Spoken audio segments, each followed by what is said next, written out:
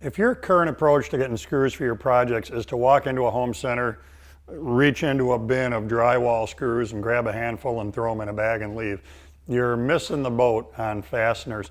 You really want to treat fasteners like you treat other tools in your shop, which is the right tool for the right job.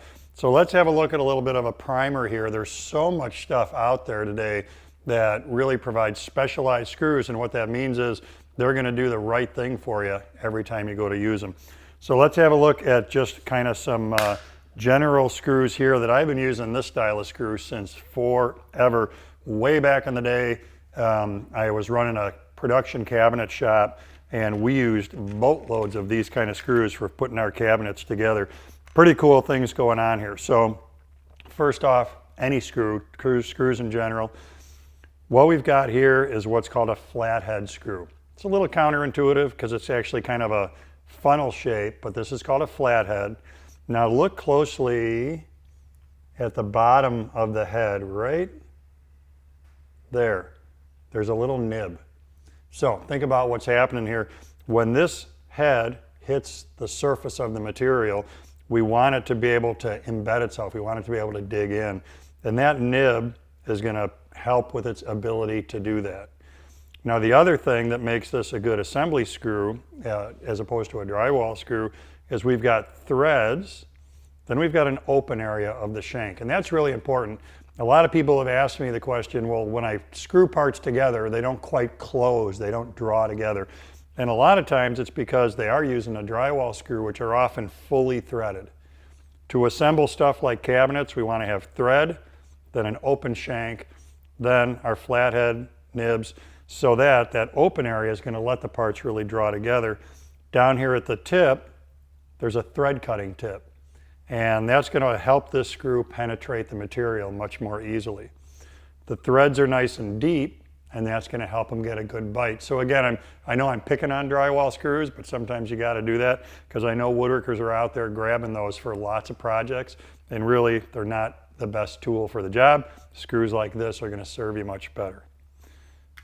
Now, let's have a look at, you built your cabinet, you're ready to hang your cabinet, and one of the things you'd like to do is make sure it's going to stay on the wall, right? So screws like this, cabinet installation screws, are great for that. Now in this case, not a flathead. Look at the large built-in washer that's included with this head. Think about what's happening, holy buckets, when you hang a cabinet on the wall. You got the weight of the cabinet, then you're going to put grandma's china in there, then you're going to put some glassware in there. How much does that thing weigh when it's done? We really want to make sure that we've got a lot of surface area on the head of that screw so that when it bears against the cleat that you're going through to hang this cabinet, that it's going to be able to take that load. Once again, we've got a clear area on the shank. That's going to help it draw nice and tight to your wall. And once again, we've got down here a thread cutting tip.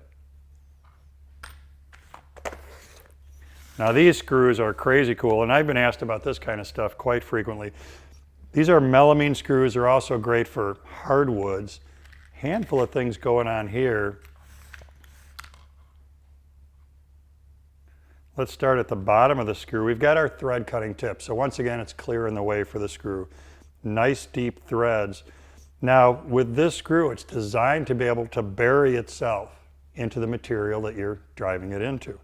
So this is cool. There's a little reverse thread right here, and what that's actually doing is it's creating a recess for that neck to fit into so that the head of our screw eventually can end up recessed, flush. Now, if you've ever worked with melamine, you probably know it's pretty easy to chip melamine. Driving screws into it can be a little bit funky because it can have a tendency to, we used to call it camel humping, when the screw would kind of expand out the material and make a high spot. So specialized screws like this really help avoid that kind of thing. Just in general, a great thing to have in the shop is just a little kit of general purpose screws. We've got a lot of stuff going on here. Some flathead screws with our nibs there. Great for general product assembly. When we've got a screw that looks like this, now we're in a pan head screw. You're fastening a piece of sheet metal to your work or a piece of polycarbonate. This is a great screw to use for that because of its pan head. Last thing I want to do here, proof is in the pudding, is grab one of these melamine screws for you and drive it into a piece of melamine so you can really see what I'm talking about. This is standard home center stuff, home center melamine. How many cabinets a year are built out of this stuff? Notice there's no pre-drill.